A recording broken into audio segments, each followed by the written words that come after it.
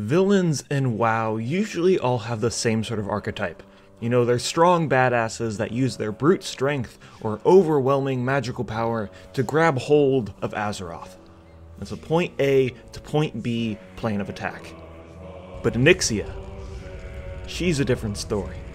The Black Dragon sneaked into Stormwind, masquerading as a noble, masterfully participating in political subterfuge for years until it was her time to strike. She is a different villain. A villain that plays 4D chess while the rest scramble to find strength.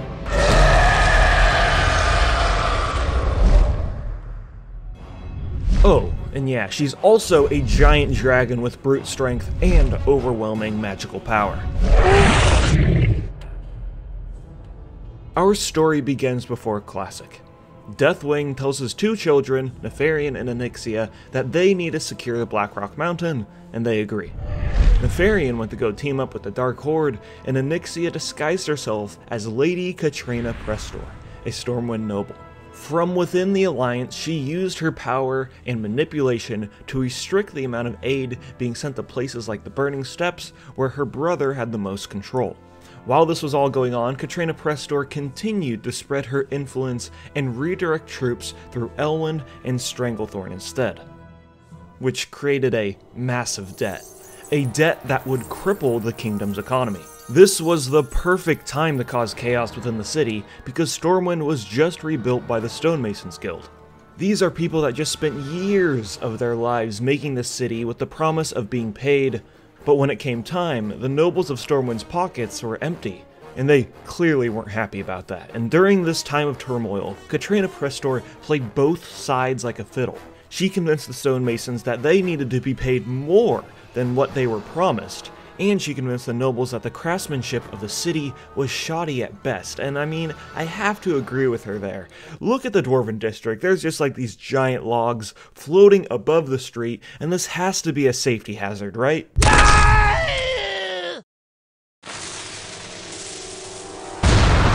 The unrest exploded with riots in the streets. The Stonemasons Guild got only a fraction of what was promised, and now they were out for blood.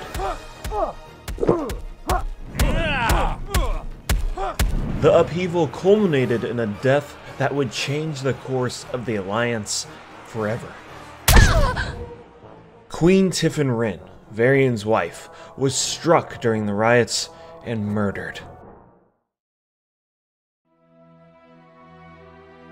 The King of Stormwind fell into a Great Depression, and Katrina used this to her advantage and continued to manipulate the king all throughout the Third War. But as Varian's relationship with his son grew, her grasp on the king weakened. She needed to think quickly, or her master plan would crumble to dust.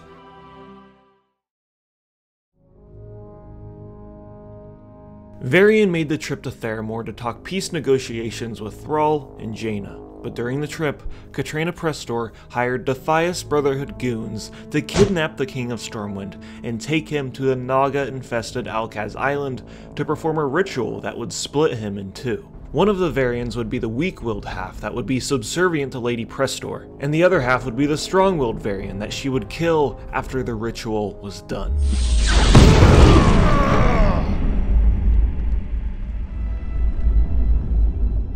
It is done!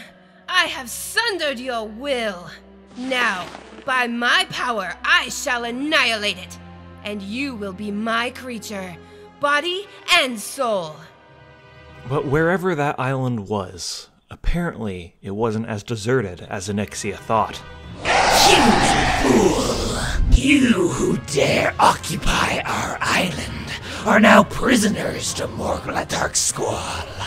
The dead take no prisoners, Siren! Kill them! During the fight against the Naga, the two Varians used it as a distraction to break free from their bonds.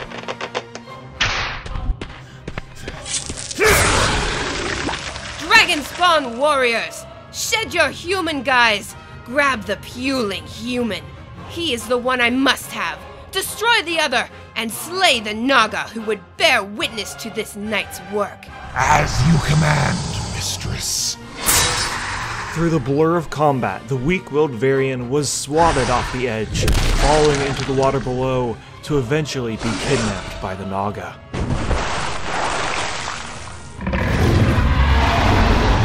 It was at this point Onyxia shedded her human disguise and attempted to burn the remaining Varian alive. But in a brutal display of cunning, he used one of her henchmen as a shield from the flames.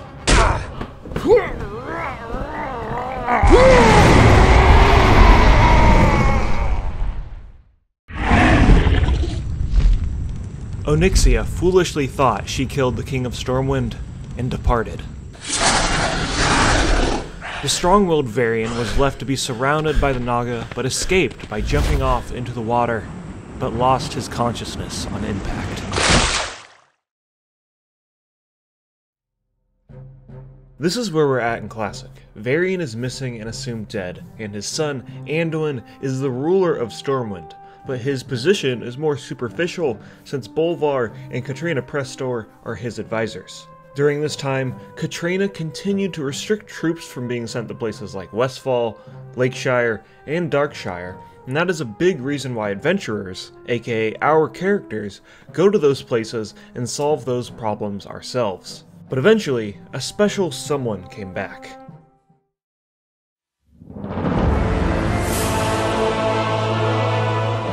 Varian returned back to Stormwind. The people were told a ransom was paid to the Defias Brotherhood to get him back. A ransom that was paid by a special tax placed on the citizens. But this Varian was not himself. This weak-willed king seemed infatuated by Katrina and shrugged off any real kingly responsibilities, like dealing with the threats of the Blackrock Orcs and the Dark Iron Dwarves. It was Anduin, Varian's son, who was the first to be suspicious that this was not in fact his father.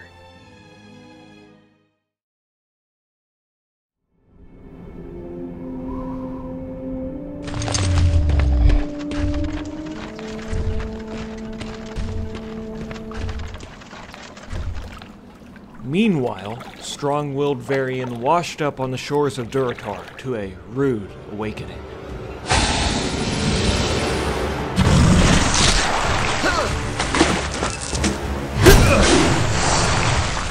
Nice move. 20 silver on the human. You're on. He's free, Rokul. Pay up. No way. That blood scent'll drive it nuts, and that spar won't stop it. The guy's crockbait. So let's raise the bet to 4.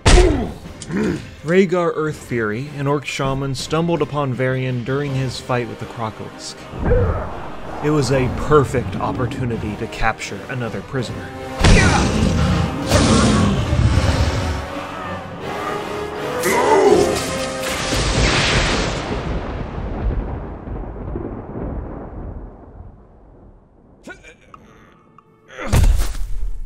After the Crocolisk was slain, it was obvious that Varian had no idea who he was, or how he even got there. Yes, he'd make the perfect combatant in the arena. And so, the strong-willed Varian was captured, forced to be a gladiator for the savage horde's amusement, unaware of his true identity.